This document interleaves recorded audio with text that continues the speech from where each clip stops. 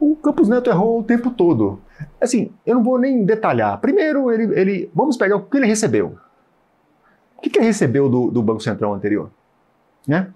Ele recebeu uma taxa de juros de 6,5%, uma inflação de 4%, né? Uma taxa de juro real nas NTN-Bs de abaixo de 4%. Né? Ah, mas o déficit público em 2019 foi 1,8% do PIB. Não tem nada melhor do que hoje. Né? O que ele entregou? Ele entregou uma taxa de juros real de 7, 6 nas longas. Ele entregou anos de inflação de 12. E ele comenta todo dia sobre decisões fiscais, que não é papel do Banco Central.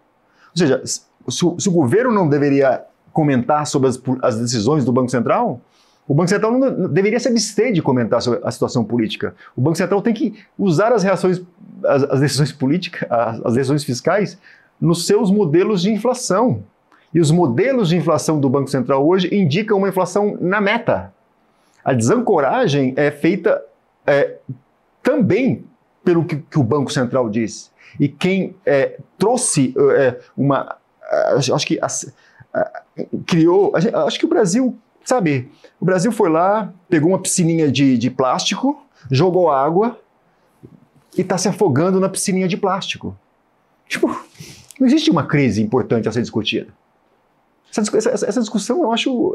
A gente nunca teve uma situação tão boa para um ambiente de mercado tão ruim. Então, eu acho que isso, sim, é um grande problema de comunicação desse Banco Central. E eu acho que é inevitável que as próximas nomeações do Banco Central vão ser muito mais políticas do que as últimas. As últimas que esse governo fez. Acho que as próximas serão piores. A gente vai ter um Banco Central mais leniente? Você acredita? Não tem como ser menos leniente, né? O Banco Central, o que esse Banco Central fez foi, ele passou de dois extremos eu nunca vi tanto erro. Por exemplo, o Banco Central nunca comunicou quais serão as decisões futuras. Esse Banco Central, durante a pandemia, foi o contrário, hein? O Banco Central, existia uma discussão se ele botava o juro a zero. Olha só que esse Banco Central, tá? Teve uma discussão se colocava o juro a zero. Aí decidiram que não colocariam o juro a zero. Mas, em compensação, eles fizeram como os americanos. É o seguinte, para garantir, a gente vai dar um forward guidance, a gente vai garantir que a gente não vai subir os juros. Isso fez com que a curva, quando começou a inflação a chegar, eles estavam presos. Aí, passado aquilo, eles começaram a aumentar os juros. E aí eles começaram a dar forward guidance de quais as decisões futuras. Durante a alta, eles erraram o forward guidance 2 vezes. Durante a queda, agora, ele de novo desfez um forward guidance que ele deu um mês anterior. Então, toda a credibilidade do forward guidance brasileiro foi destruída pelo Campos Neto.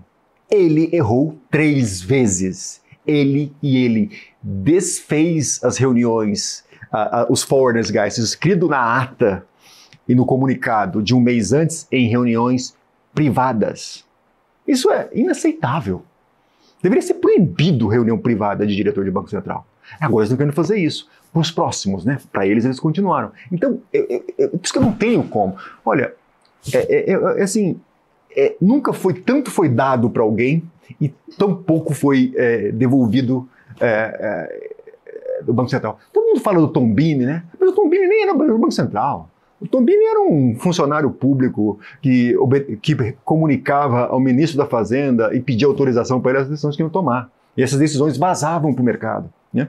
Então eu acho que é isso. Então eu acho que tomara que o próximo Banco Central, né, tomara que esse governo tenha um pouco de juízo, né, e não se politize tanto e deixe o próximo Banco Central ter algum grau de liberdade. Mas claramente eu acho que a crença dos próximos diretores do Banco Central vão ser muito diferentes das crenças dos atuais diretores do Banco Central. Só espero que eles não sejam direcionados pela política e que aí o custo vai ser muito maior.